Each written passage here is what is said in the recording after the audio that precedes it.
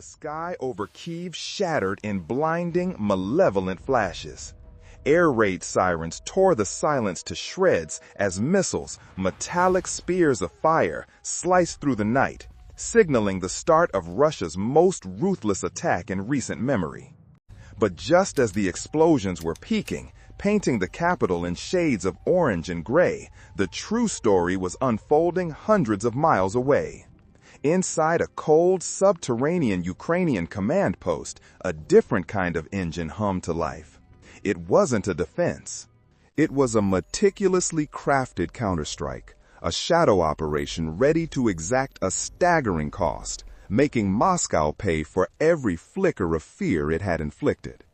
The operation's swift execution would shake the enemy to its core and forever redefine the rules of engagement. The immediate chaos was a distraction. The real war was about to begin. The Ukrainian retaliation began with a storm of drones unlike anything seen before. Hundreds of small aircraft rose from the earth like a silent metal plague, their engines barely audible above the wind's rising shriek. Observers later estimated between 700 and 800 unmanned aerial vehicles were launched at once, each following a programmed path toward Russian territory. This was not a random swarm, but a calculated saturation strike designed to drown the most advanced defense systems in the world. Among them were the Ram-2X and UJ-26 models, light but lethal machines built for stealth and precision. They flew at treetop level, skimming the landscape like invisible ghosts to stay invisible to radar.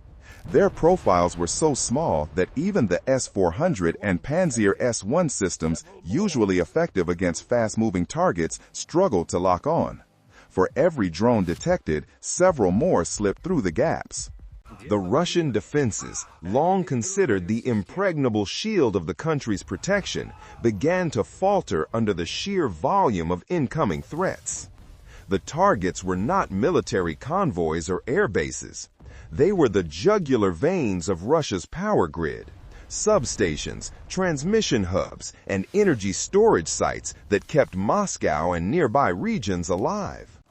Each explosion sent jagged sparks tearing across the horizon, plunging neighborhoods into darkness one after another. Это было делиберантное и символическое страйк, meant to hit where it hurt the most, не только в инфраструктуре, но и в Kremlin's carefully constructed narrative of invincibility.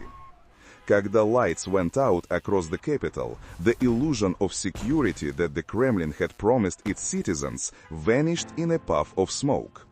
Russian telegram channels filled with chaos and disbelief. Users posted videos of anti-aircraft guns firing wildly into the black canvas of the sky, tracer rounds painting bright arcs across the night. Yet, the drones kept coming. Some analysts suggested that even if half of the UAVs failed to reach their destinations, the rest were enough to guarantee major damage. International observers confirmed it as the largest drone assault since the beginning of the war, a level of coordination and scale that even NATO had not anticipated from Ukraine. This was more than retaliation. It was a demonstration of technological adaptation and strategic patience. The night Moscow went dark marked a new threshold in the conflict, one that would soon reveal consequences far beyond the battlefield. The real impact would become clear in the hours that followed. The night that followed was an opera of pure chaos. Across Moscow and the surrounding regions, vast sections of the power grid collapsed one after another. Entire neighborhoods disappeared into darkness as transformers exploded and substations burned. Within minutes, millions of homes were left without heat or light while the temperature outside dropped below freezing. Families lit candles near frosted windows, unaware that the very energy lifelines of their capital were failing. For the first time in years, the people of Moscow felt what Ukrainians had endured for months: silence, cold, and fear in the dark. President Zelensky's warning had not been an empty threat. If Russia attacks our power plants, Moscow will be in darkness. His words echoed across social media that night, reshared by millions as images of a darkened capital spread around the world. To Ukrainians, it was justice. To Russians, it was disbelief. No one had imagined that their city, once seen as untouchable, could lose its power so suddenly. Footage from residents showed the skyline glowing with streaks of white tracers as Russian air defenses opened fire. The roar of guns mixed with the frantic hum of emergency sirens and flashes of light tore across the horizon. Anti-aircraft shells burst like fireworks, but the celebration was hollow. Each flash illuminated the panic below as people ran through city parks, clutching their children and trying to guess where the next explosion would land. Moments later, a massive blast erupted near an industrial zone, shaking apartment buildings and shattering windows for blocks. What had once been the rhythmic pulse of Moscow turned into confusion and terror. By dawn, the extent of the damage was impossible to hide. Power stations outside the capital smoldered, and trains across central Russia were halted. The regional administration declared an energy emergency, urging citizens to remain calm and conserve resources. Yet, the atmosphere told another story. The blackout had pierced not just the power grid, but the thin veil of security that Russia's leaders had promised. As Moscow stood in darkness, the Kremlin faced a question it had long avoided. The next stage of this war would not only test its defenses, but also its ability to control fear. And that battle was only beginning. A while before Moscow was plunged into darkness, President Zelensky addressed his nation in a simple, somber message.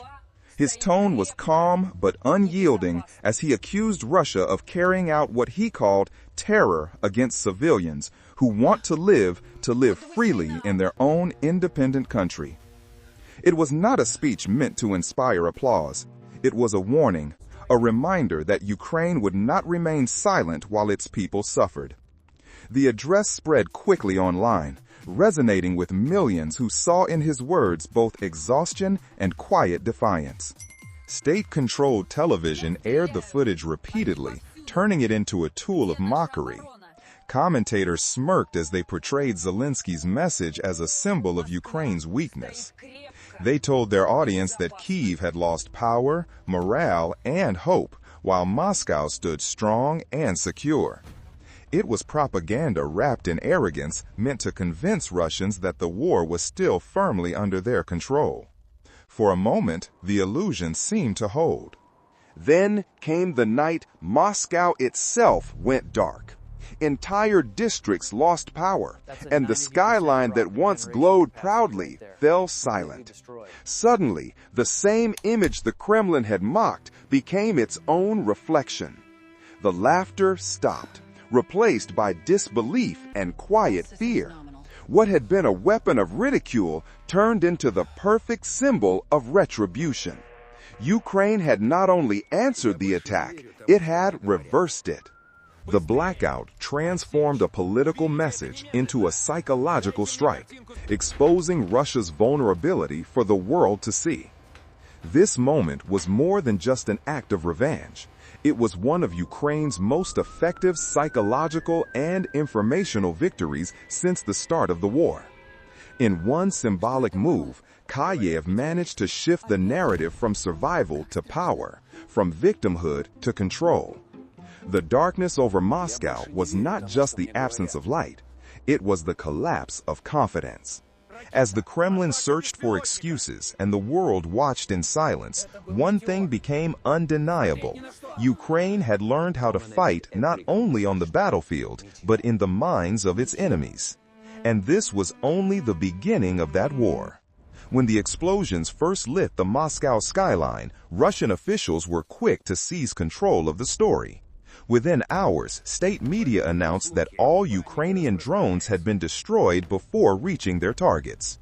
The Ministry of Defense proudly declared a 100% interception rate and insisted that any explosions or fires visible from the city were simply caused by falling debris. Newscasters echoed the claim, repeating it word for word as if reading from the same script. For the audience at home, it was meant to sound like absolute victory.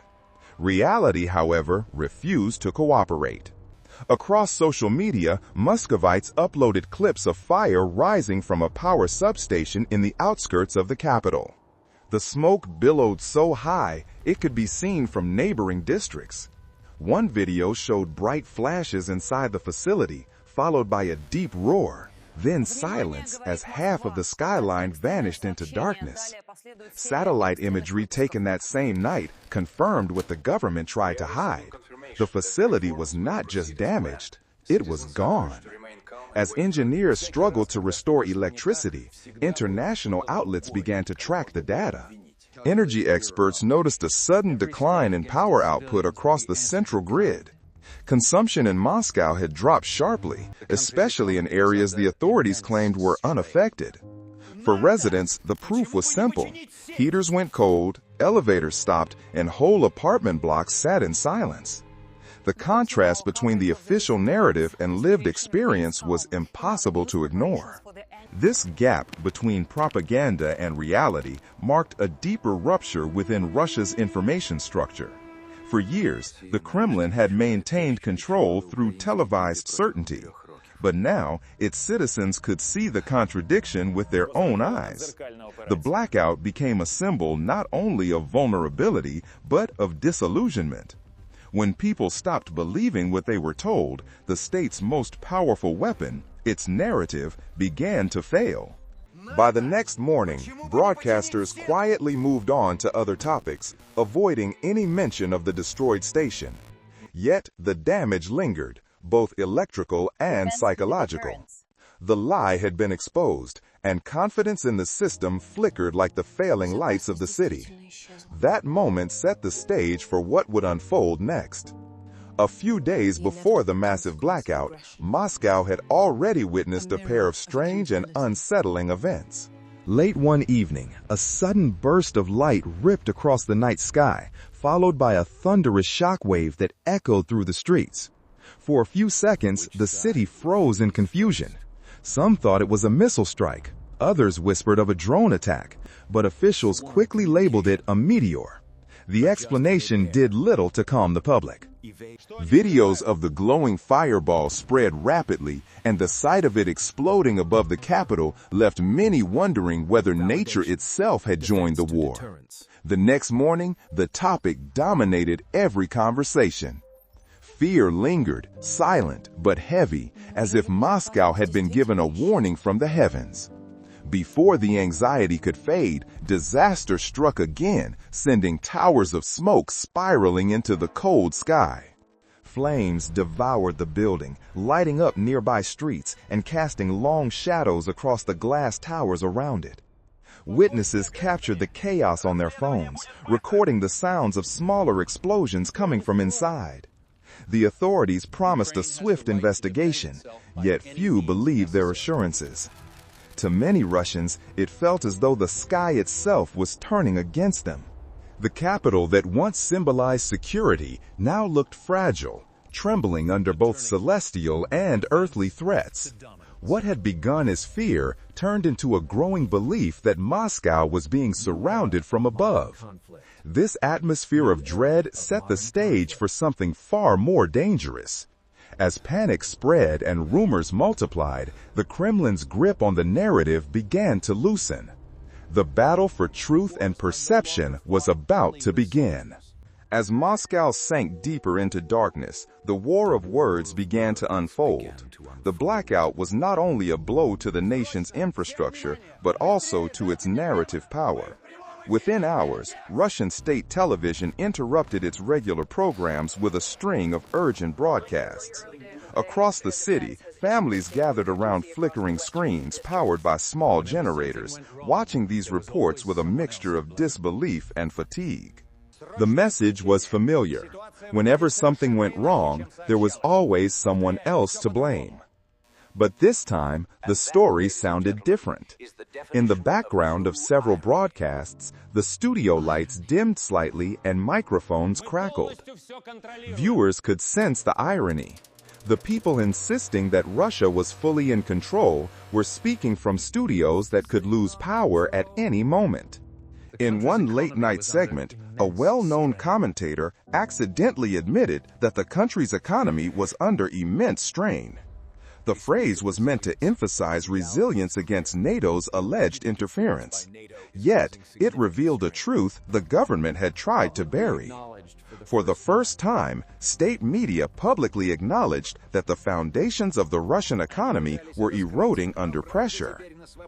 It was a brief moment of honesty that spread faster online than any official statement could suppress. The attempt to deflect blame toward NATO was meant to calm the public and redirect anger outward, but it achieved the opposite. Citizens began questioning why their leaders were more concerned about foreign conspiracies than repairing the failing grid. Social media platforms buzzed with frustration, and the gap between propaganda and reality grew wider by the hour. The blackout had illuminated something far more dangerous than the loss of electricity. It exposed the Kremlin's weakening control over its own story. By morning, the tone on television had shifted from certainty to caution. News anchors avoided mentioning NATO or the blackout at all, focusing instead on trivial updates. But the damage had already been done. For 3 long years, Ukrainian cities had lived beneath the constant shadow of sirens and shrapnel. Schools had been turned into shelters, and children learned to read by flashlight when power stations were destroyed.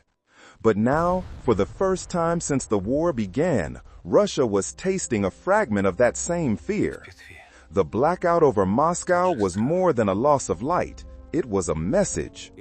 As one Ukrainian commentator said, Russia is finally feeling what Ukrainian children have felt for 3 years.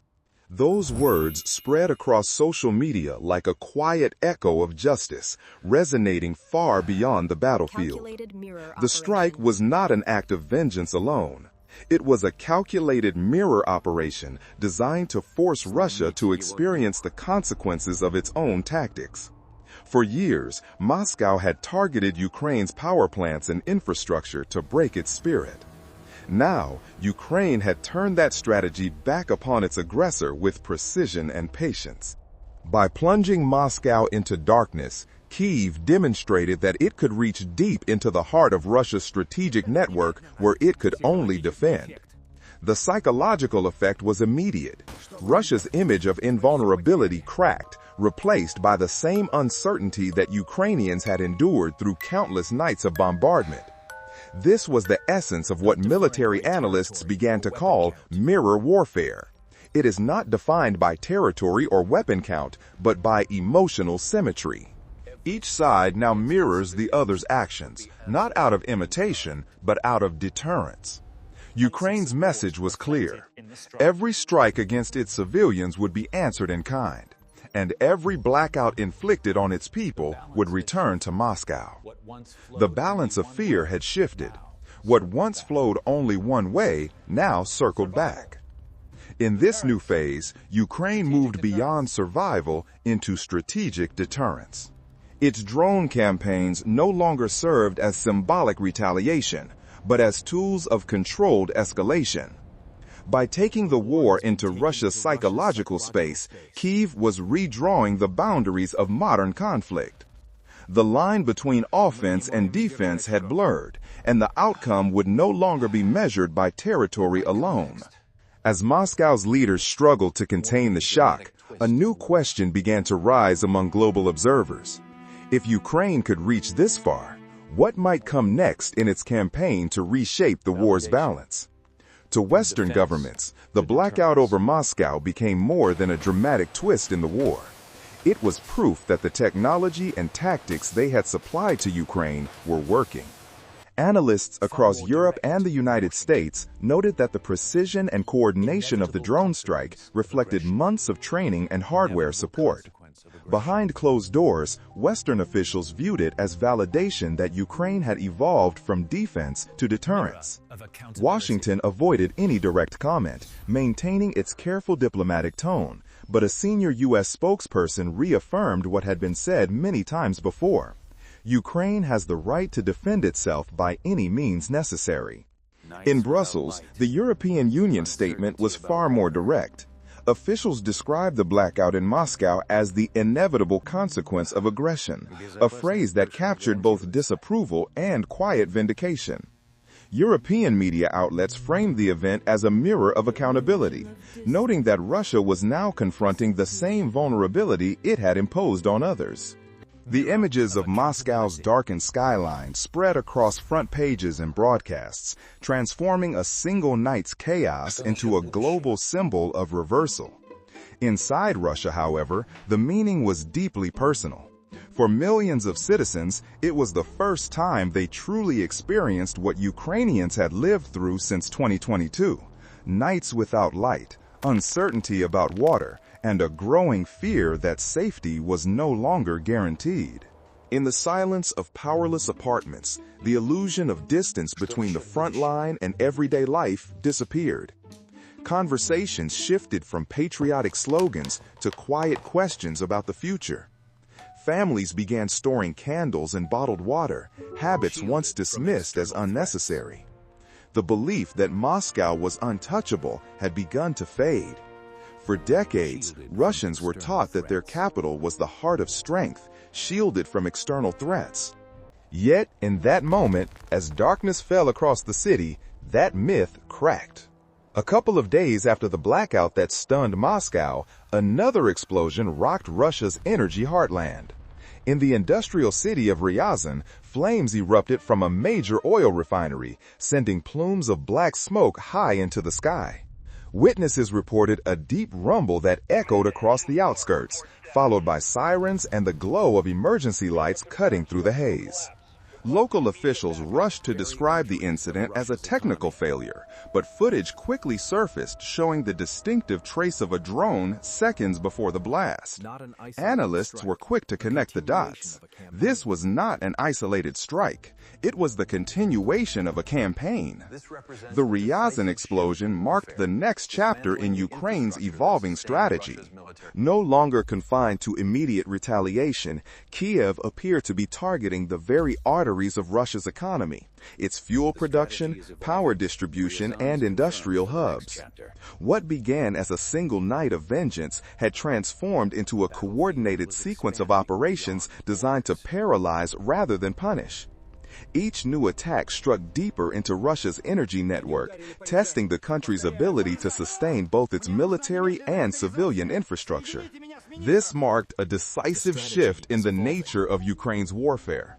Rather than seeking dramatic victories through large offensives, it was dismantling the infrastructure that sustained Russia's military capacity. This was the logic of modern asymmetric warfare: slow, methodical, and devastatingly effective.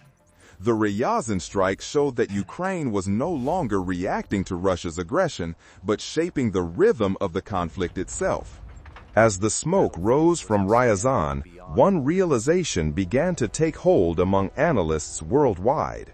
The battlefield was expanding beyond borders, and Ukraine had opened a new front, not on land or sea, but inside the circuits and pipelines that powered Russia's empire.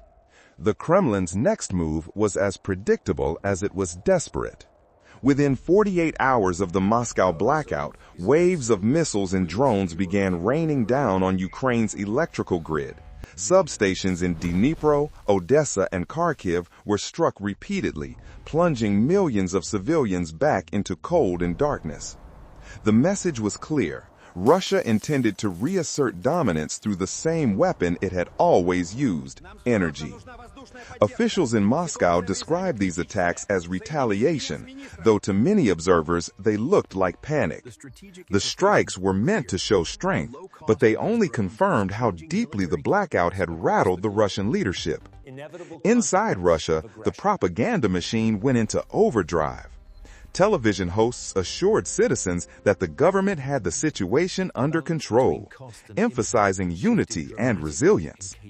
Narratives shifted toward portraying Russia as the victim of Western cyber-sabotage and Ukrainian terrorism. Yet, behind the polished rhetoric, unease lingered. Online forums and independent commentators quietly questioned how a country that claimed to protect its allies in distant regions could not secure its own skies. The blackout had left a mark that no speech could erase. Ukraine, meanwhile, showed no sign of slowing down. Intelligence reports suggested Kyiv was preparing a new series of drone operations, combining low-cost UAVs with artificial intelligence-assisted navigation. These swarms could communicate in real time, adjust flight paths mid-air, and evade radar detection. Military analysts called it a revolution in affordable warfare. With each new strike, Ukraine demonstrated that advanced results no longer required advanced budgets. The balance between cost and impact had shifted dramatically in Kyiv's favor. Both nations were now entering a new kind of confrontation. One fought not only with missiles, but with the very infrastructure that powered their people. The winter looming ahead is a test of endurance for Europe, a struggle that could determine which side would freeze first. Energy, once seen as a tool of dominance, had become a vulnerability for both. As temperatures dropped and power demand soared, the stakes grew higher by the day. Could Russia truly defend its vast energy network and keep public confidence intact? Or had Ukraine's evolving strategy finally turned the darkness back toward Moscow, forcing the aggressor to live inside its own shadow? The drone offensive that plunged Moscow into darkness will be remembered as more than a single strike. It marked the turning point when Ukraine crossed the line between defense and dominance. For years, Russia had dictated the rhythm of destruction, using fear and cold as its weapons.